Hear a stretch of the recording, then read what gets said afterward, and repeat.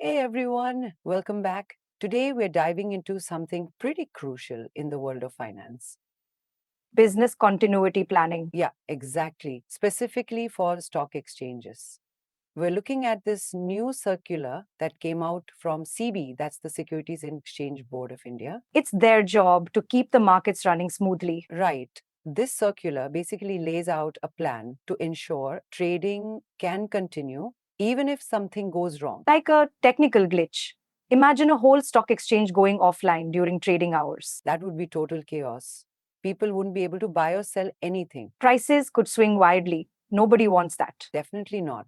SEBI is stepping in to make sure there's always a backup plan. Like a spare tire for the stock market. Perfect analogy. We already have two main stock exchanges in India, the NSE and the BSE. Right. The idea is they would act as each other's backup. Okay, let's say the BSE crashes. What happens to all the companies that are only listed on the BSE? The NSE would step in and handle the trading for them. They'd create something called reserve contracts. Reserve contracts, what are those? Basically, temporary stand ins for the real stuff so people can still buy and sell.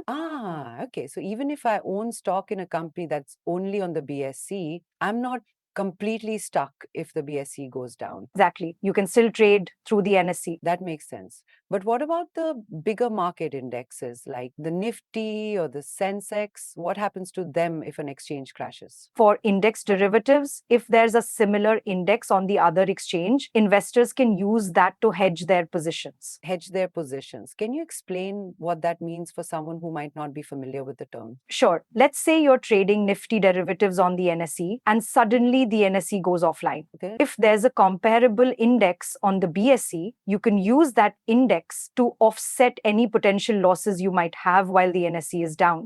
So it's a way to protect yourself from big swings in the market while you wait for the other exchange to come back online. Got it. But what if there isn't a similar index on the other exchange? In those cases, SEBI is encouraging the exchanges to be creative and come up with solutions, maybe even create a new index that's comparable to the unavailable one. Interesting. They're really trying to think of every possible scenario and have a plan in place. They are. To ensure everyone knows what to do in these situations, the NSE and BSE will have a detailed plan.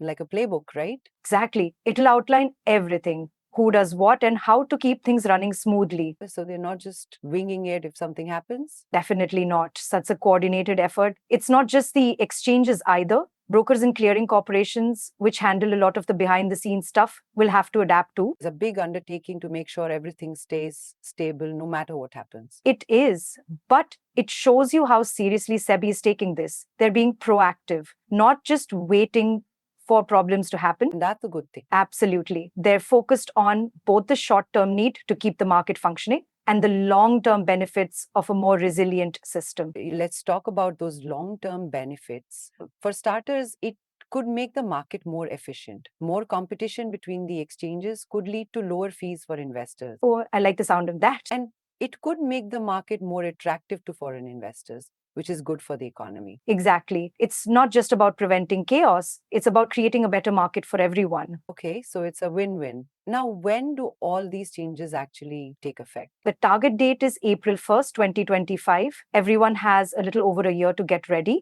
That gives the exchanges, the brokers, and everyone else time to update their systems and make sure they're prepared, right? Exactly. So by April 1st, 2025, we should have a more robust and resilient stock market infrastructure in place. That's the goal. Now, let's look at potential challenges. Implementing something this complex isn't going to be easy, right? Definitely not. First off, the technical side of things. The exchanges will need to coordinate their systems so that they can handle reserve contracts and support each other seamlessly. That's no small task. No, and there's also the question of cost. Developing and maintaining these backup systems is expensive. Who ends up footing the bill for that? Most likely the exchanges themselves, but those costs could eventually trickle down to brokers and investors. So there might be higher fees in the short term. Exactly. But SEBI is likely balancing that against the long-term benefits of a more stable market. And what about regulatory challenges? Great point. Coordinating between two competing exchanges, ensuring compliance, and enforcing the new rules will be tricky. Not to mention making sure brokers and clearing corporations are on board and ready to adapt. That's right. Everyone in the ecosystem needs to cooperate to make this work.